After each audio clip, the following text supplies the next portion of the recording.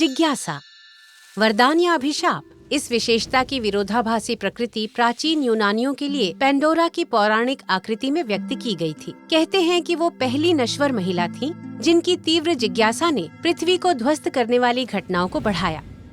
Pandora को अग्नि देवता हेफेस्टस अस्तित्व में लाए, जिसने उसे असाधारण बनाने के लिए अपने दिव्य साथियों की मदद ली। एफ्रोडाइटी से उसे गहरी भावनाओं की क्षमता प्राप्त हुई। हर्मीस से उसने भाषा पर महारत हासिल की। एथेना ने सूक्ष्म शिल्प कौशल और विस्तार पर ध्यान देने का उपहार दिया और हर्मीस ने उसे अपना नाम दिया। अंत में ज़्यूस ने पेंडोरा को 2 उपहार दिए। पहला जिज्ञासा का गुण था, जो उसकी आत्मा में बस गया और उसे दुनिया में उत्सुकता से भेजा। दूसरा एक भारी बॉक्स था, जो सजावटी रूप से मुड़ा और भारी था और कसकर बंद कर दिया गया था। ज़्यूस ने उसे बताया कि डिब्बे में जो वस्तु थे वो नश्वर आंखों के लिए नहीं थे। उसे किसी भी हालत में बक्सा नहीं खोलना था।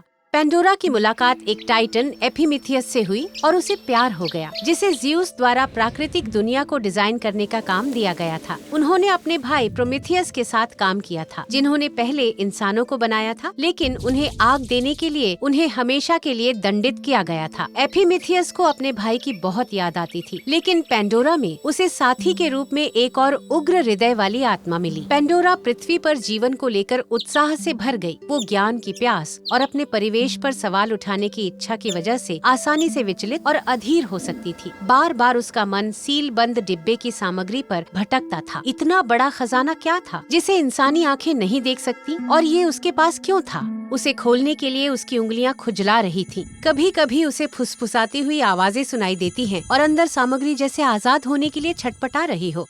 इसका रहस्य पागल कर देने वाला हो गया। पेंडोरा बॉक्स के प्रति और अधिक जुनूनी हो गई। ऐसा लगता था कि कोई ऐसी शक्ति थी जो उसके नियंत्रण से परे थी, जिसने उसे सामग्री की ओर खींच लिया, जिससे उसका नाम और अधिक जोर से गूंजने लगा। एक दिन उससे ये सहन नहीं हुआ। एपिमिथियस से दूर हटते हुए उसने रहस्यमय बक्से को देखा। वो एक नजर अंदर देखेगी, फिर अपने दिमाग से हमेशा के लिए छुटकारा पा सकेगी। लेकिन ढक्कन खोलते ही बक्सा फट गया। राक्षसी जीव और भयानक आवाजें धुएं के बादल में बाहर निकली और चीखते चिल्लाते हुए उसके चारों ओर घूमने लगी। आतंक से भरे हुए पेंडोरा ने उन्हें अपने जेल में वापस भेजने के लिए हवा में बुरी तरह से पंजा मारा, लेकिन प्राणी भीषण बादल में निकल आए। जब वे उड़ गए तो उन्हें पूर्वाभास की लहर महसूस हुई। ज़्यूस ने बॉक्स को उन सभी बुराई और पीड़ा की ताकतों के लिए एक बर्तन के रूप में इस्तेमाल किया था, और एक बार रिहा होने के बाद वे अप्राप्य थे। जैसे ही वो रोई, पेंडोरा को बॉक्स के भीतर से गूंजती आवाज का एहसास हुआ। यह राक्षसों की भयानक फुसफुसाहट की जगह एक हल्की झंझनाहट थी, जो उसकी पीड़ा को कम कर रही थी। जब उसने एक बार फिर ढक्कन उठाया और अंदर झांका, तो प्रकाश की एक गर्म किरण निकलकर उड़ गई। जैसा कि उसने देखा कि वो बुराई के मद्देनजर झिलमिला रही थी। पेंडोरा का दर्द कम हो गया था। वो जानती थी कि बॉक्स को खोलना अपरिवर्तनीय था, लेकिन संघर्ष के साथ साथ वो इसके प्रभाव कम होने की आशा रखती थी। आज पेंडोरा बॉक्स अज्ञात के साथ छेड़छाड़ के चरम परिणामों का सुझाव देता है, लेकिन पेंडोरा की ज्वलंत जिज्ञासा उस द्वंद्व का भी सुझाव देती है जो मानव जांच के केंद्र में है। क्या हम उन सभी चीजों की जांच करने के लिए बाध्य हैं जो हम नहीं जानते हैं, या क्या ऐसे कुछ रहस्य हैं जिन्हें अनसुलझा छोड़ देना ही बेहतर है?